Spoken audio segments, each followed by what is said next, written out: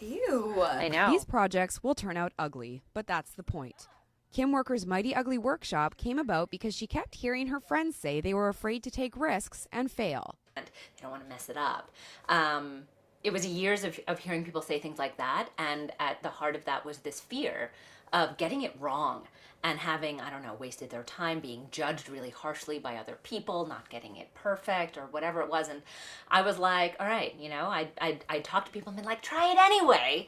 And one day I was like, what would happen? Like, what would happen if we just set out to do the absolute worst case scenario?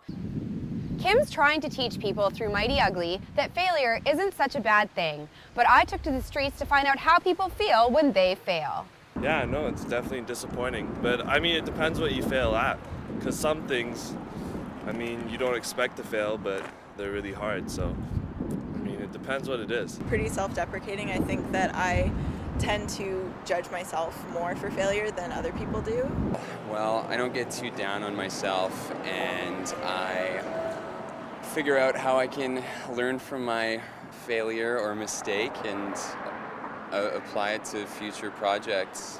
The biggest lesson from Kim's workshop is bouncing back. Okay, I can crash and burn, but I know these dozen people who have crashed and burned and lived to tell the tale, or who will be there for me and tell me that this one failure isn't the defining moment of my life. And especially for artists and crafters who make things for a living or who create for a living, I've seen people visibly blanch when I'm like, no, really, it's got to be ugly. Kim says that once people go for it and make something ugly, it's not as bad as they think, and they take away some mighty ugly things. Sarah Gray in Vancouver for BCIT Magazine.